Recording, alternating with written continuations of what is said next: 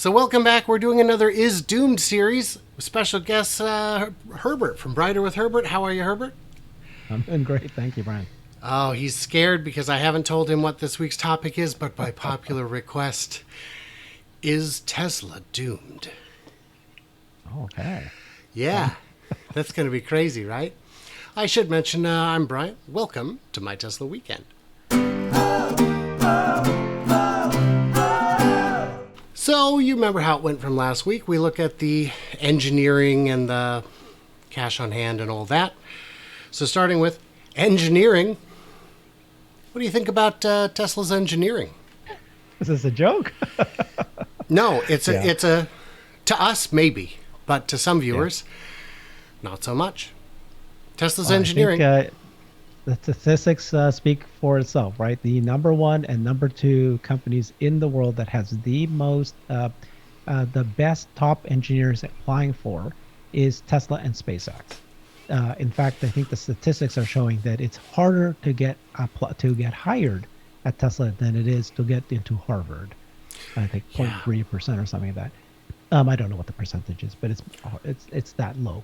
So when you get the best staff, employees, the tech experts joining your company, and it's not just this year; it's like every single year. And if you think of it like somebody told me, like if you were in the NFL and they did not have any kind of rules, and the top draft choices always went to the exact same company Oh, team every year, what happens? It's pretty well over. So, that's one. And number two is the culture and the way that the company is built. We've heard about their rate of innovation at Tesla is unheard of, where they are making changes to the car literally every day. And so as you're in the line, they're allowed to create a change to it as it goes, as opposed to how other car manufacturers do the kind of committee every 3 months. They have to get approval from the committee for budget, and then they make the change, and then they make all these kind of improvements, and it takes them really long time to make any one small change. That's not what happens at Tesla. And then finally, the way that the engineers are involved in every step, not just in the design, but in the manufacturing, the whole team works together. So yeah, I mean, I think hard pressed for anybody to say that Tesla's engineering is not one of the top best out there. And so, I mean, I'd give it a 10. The best any company in the world, it's going to be Tesla. But that might be because I'm biased.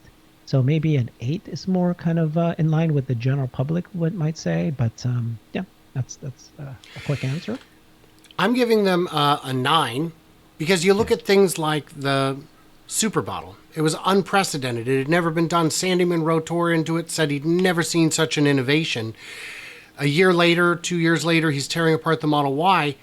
Super bottle's gone. That's a thing of the past. If it was me in charge, I'd have said, done. We finished that division, shut it down, super bottle for life. But they're able to get better watt hours per mile. They're able to get more range by doing things that other people didn't think of, like having a clutch on the second axle of the semi. There's just so many clever little things that they're able to do. And that goes from the production all the way into the product. The engineering, all of it is just top notch. Yeah, I think, like you said, you'd be hard pressed to argue that it's not the best. There are some people out there who still like to pretend, oh, the competition already has better, cheaper, faster, longer. No, they don't. They might have one of those things, but I can't think of a car offhand that has two. So then we've got the question of demand. Now, this is a tricky one because we know the demand is very high for the very few products that they currently have, and new products are coming. Like the Cybertruck is coming imminently, and the Compact is coming eventually. Let's say 2 years to be safe. What are we thinking for demand? What are your thoughts on it? Yeah, so I mean, if you're talking about the brand, um, it's Tesla obviously has a tremendous brand. The people who know about Tesla are extremely favorable to the brand. Currently today, like you said, it's just minimal number of products, minimal number of sales. We're talking about 1 million of sales this year, maybe getting to 2 million at the end of this year. Every product that Tesla ever sells, it sells up. It'll be bought. In fact, it's the number one product or car that's being sold in China. And despite its really high price, being a premium brand, it's outselling all other car makers, regardless if it's ICE vehicles or hybrids or smaller compact cars. It's the Model Y. And so the demand for the brand is almost as good as a luxury, vehicle like an Apple. People just want to buy it because they associate it with high quality and just kind of a great demand. Now, the issue is obviously the brand. The question is whether or not Elon, being political, causing issues, being very political about it, that some people will not buy a Tesla no matter how good it is, just because they associate Elon with it. And so Elon's kind of like a pro and a con. But so far, all of the studies have been showing that there is no reduction in demand because of Elon's antics, the things he says. So far that's the case, but it's a toss-up. We don't know where that's going to go, but right now there is no issue there. So, I'm pretty confident that being the safest car in the world, being the best car in the world, regardless of any kind of metric you apply to it, how fast it runs, how efficient it is, how far it'll go, the supercharger network, just everything around it, the software that runs it, soon full self-driving, all of that will just, it doesn't matter. It's just so good compared to anything else that the demand is going to be through the roof. So again, it's one of those things that it's pretty clear to me that this is going to be it's going to be the number one most sought after product out there, and products that they create. It's similar to how I felt about Apple, and I know many of us felt that way, that you can clearly see that this is a company that's going to succeed. So I think it's a 10. If you compare it to any other company, it's hard pressed for me to find maybe one or two that's equivalent, but the rest, it really is one of the best. So if I want to be conservative, I'll say 9. Well, which is it? I'll say 9. Okay. I'm also giving them a 9 because even though they've only got 4 products, basically, the fact that you can build a $50, $60, $70,000 car and make it the number one bestseller in the world speaks volumes. Is there brand damage from Elon's antics? There's definitely somebody out there who will say, I'm not buying because of it. But when the steep price cuts hit recently, I'm sure you saw this as well on Twitter and Reddit and other places. There were people saying, man, I really hate that guy, but at these prices, it's so much cheaper and it's better than anything else. And it's now slightly cheap. I can't. Everyone has a price, and apparently for some people it's about $3,000. So there, as long as his people forget the bad things. As long as the wait time is longer than people's short-term memory, I don't think it matters. I think that one wouldn't knock the brand demand down by a whole percent. And the other reason I'm giving it a 9 is because I'm counting the demand for the Cybertruck, even though it's yet to be released, and the demand for the Compact. And the reason I'm counting that is because I'm counting those same kind of products for Toyota that do not yet exist, and for Ford and GM that do not yet exist, because we're looking at what the market demand for the product they're trying to sell is. And for a compact, efficient, low-cost car, that is a very, very big market, especially globally. So we're both giving them, I guess, 9s. I should say though that it's the perception. So there's one thing about my evaluation of the demand and how high quality the product is and its value, but there's also the perception. And unfortunately, the mass media is just absolutely attacking Tesla. The general public has no idea, doesn't know that they keep bringing up that Teslas still catch fire, or they're very, very expensive. Just all these things that even though the truth, the vast majority of the public do not know this because of the disinformation and the misinformation, the deliberate misinformation. Because the fact that Tesla's leading the charge to disrupt multiple industries, they're all fighting back. So because of that, that's why the demand may not be as high as we think, because just people don't really know the truth, right? So, that's why it's a 9. It could be even an 8, but that's because you're fighting that. Right. And I think just again, the fact that you can sell such an expensive car in such huge volume is remarkable. So then comes cost control, where I think they do awfully, Yeah. awfully well. In terms of cost control, so I'm looking at just, their free cash flow, which, as you know, is awfully good, especially since, 2020-ish. They spend a lot of money, but they get a lot of bang for their buck. And they run pretty lean. Do you think that they have projects underway that are expensive that will not pencil out? An example would be the metaverse. That is a bottomless pit of money into which Mark Zuckerberg is willing to throw all the money. I think Tesla's cost controls are in good shape. What do you think? No, absolutely. I mean, at the Investors Day, which was what, about a month and a half ago, they had, I don't know, I don't know the number, let's say 8 to 10 different departments come up. And the one main topic that every one of them talked about was cost control. How are they going to reduce the cost of building the car? Every department, that is their top main priority. Elon has gone through many stages of his company's growth where they almost died. And so it's just burned into him that cost is so critical. Reduce the cost of the car, reduce the cost of the spend. They cut employees months and months and months before every other company did, because they foresaw the potential impact in the macro environment. So cost is something that they care about, and they really focus on it. So, in terms of R&D, I think when you look at the R&D budgets, it's much less than all other companies, not just ICE car companies, but compared to other companies. And so it's pretty shocking that they've achieved these innovations with such a small group of people, with such a small spend comparatively to everything else. And so I don't know if there's an area that they're spending money on that's not worth it. Although his philosophy is, it's okay to fail. That's the whole point. So you should try things. I think there's been, and I don't know if it's all talk. For example, when they showed off this whole, battery replacement thing, and they just really, drive your car over it and the battery, some negative news kind of point out that was all fake and faked just to kind of appease the government, that's sort of how they're going to approach it. But, obviously that didn't pan through. There's a lot of things that they promised that didn't pan through, but end of the day, I don't think it's bleeding the company, and certainly it's a bump in the road, and they're off generating cash flow like crazy. So they should actually be spending more. Part of the concern, not concern, but the wish of investors is, whoa, you got so much money, just go and just accelerate and build more factories, build more, build faster, and they actually are the ones that are slowing down.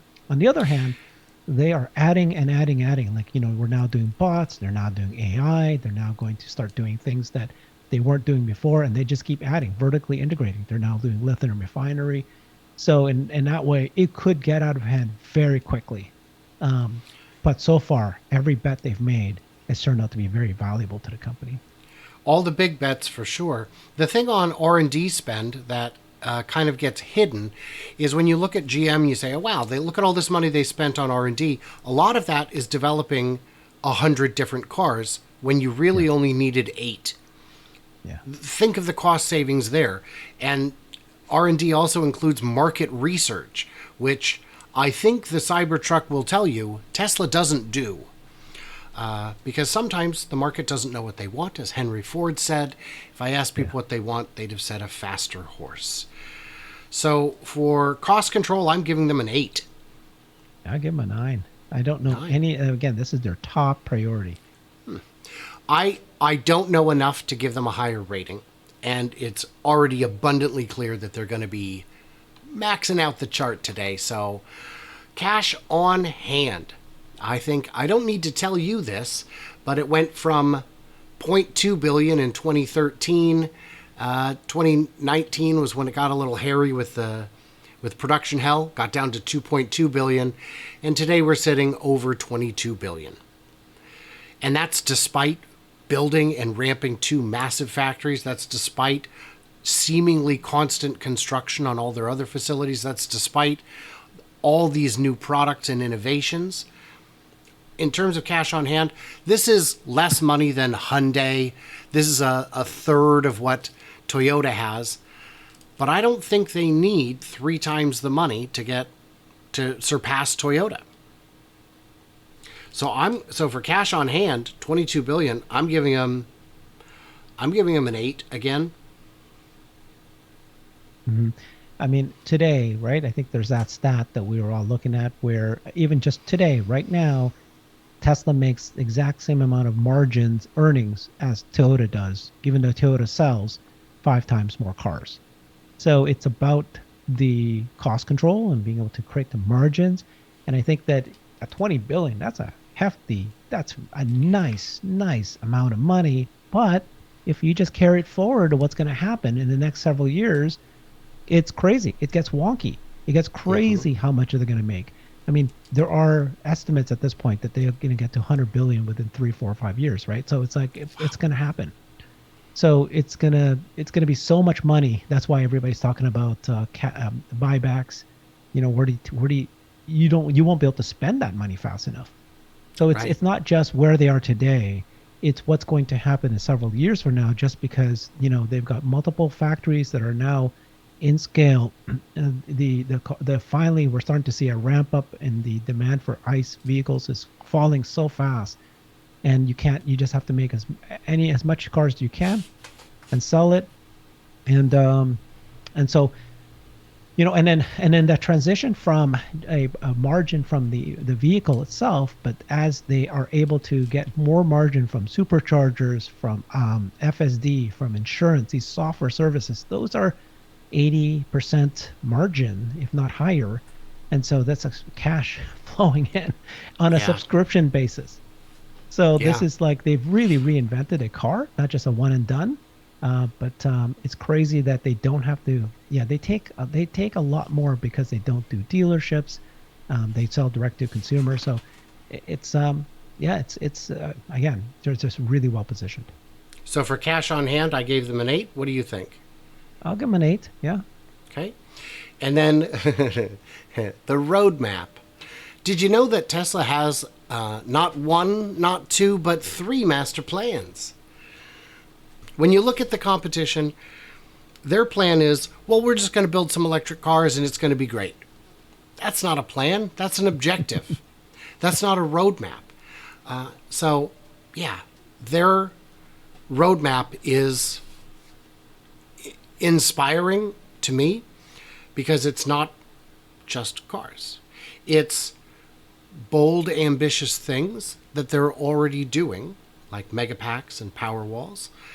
And it's, and they're getting into mining because they feel there's not enough lithium and they've got a new process that can probably do it better. So, in terms of their roadmap, we could even just look at, say, well, they've got a Cybertruck, a semi, and, the compact, and probably a van. Even that for the roadmap. What are you giving them for the roadmap? Or what would you like to say about the roadmap? Yeah. Well, like it's your definition of what the roadmap is. But yes, this is why I'm invested in Tesla, right? It's just unbelievable that they're addressing the most largest markets that's possibly available, right? It's like energy, it's cars. Now they're doing robots, which is replacing labor in general. I mean, every one of these things are almost unlimited how big of a company you can get. It's crazy what would happen, right? Because if they can replace the dependence on oil, and you're now using solar and battery technology to do that, that's it's like every single country, utility, corporation, they need to change and switch over to this new electric vehicle, what they call the sustainable energy economy is what they call it, right? Sustainable energy economy, which is so massive. There's a reason why Saudi Aramco is the largest company in the world. And for Elon to say that we think we can get larger than Saudi Aramco plus Apple, that's how big we think we can get. And that's because you're doing energy. That's because you're doing electric vehicles, which is going to be, 20 billion cars going to be replaced. Am I making my numbers wrong? 2 billion That cars. seems a little high. A little high, 2 billion cars. But then now we're talking about robots and it's just that alone. If Yeah. I made this statement just a couple of weeks ago, and I said that if a company came out and they said that they showed, that's all they did, nothing else but just the bot, and they showed that demo, and I validated and did due diligence to show that that actually bot actually is able to do all the things they say it does, I would be putting a big chunk of my money investing in just that company alone, because the bet there is so big that bots could replace so many different kinds of jobs today that it's gonna be just tremendously profitable. So, I mean, yeah, again, can't think of another company that has a more ambitious plan hitting multiple markets that are massive, like the biggest markets you could possibly think of. Nothing's bigger than labor. Nothing's bigger than Right. energy. And EVs Transportation, it's a very expensive. shipping. Transportation, you just said it. It's not just cars. They're talking about replacing long haul, like the semis daisy chained together can replace trains. They're talking about boats and VTOL, which is short haul flights. Um, and so it's everything, right? It's all transportation. Yeah. And a lot of these are already underway. So for roadmap, are you giving them, I'm going to guess you're giving them a 9 or 10. I want to give everything a 10 to Tesla, but I know that I'm being that's a little bit of a biased approach, so I'll give them a 9. Okay. Okay, so let's tally it up. A 9 and an 8 for engineering. Pair of 9s for the demand. Ooh, an 8. Oh boy, this is getting bonkers already. So we have a new top on the leaderboard here. The previous leader was BYD at 79 out of 100. Tesla at 86. Does that surprise you? Well, the issue is that we're using different people to do the rating. If I yes. I didn't rate the BYD, Right. and also Right. we're biased. We're biased, and so Yes. you need to bring in some other people. No. I mean, are you surprised that you and I gave it that rating? Yeah, that's exactly right. No, of course. Oh, very good. Okay, so yeah, as always, a big old thanks to my patrons who get early access, bonus content, all that good stuff. Hey, if you guys get a chance, I would really appreciate it if you would check out Brighter with Herbert. He's got a little channel. He's got some pretty good guests, I suppose. He's got experts from all kinds of industries, bringing all kinds of perspectives. And it's really fun and refreshing, and it's all the time. It's like every day he's out there fighting the good fight. Herbert, I appreciate you coming on. I thank you for your time. And for everyone else, subscribe and let us know what we missed in the comments. Who should we cover? I don't know. I just work here. So thanks again, Herbert. Thanks, Brian.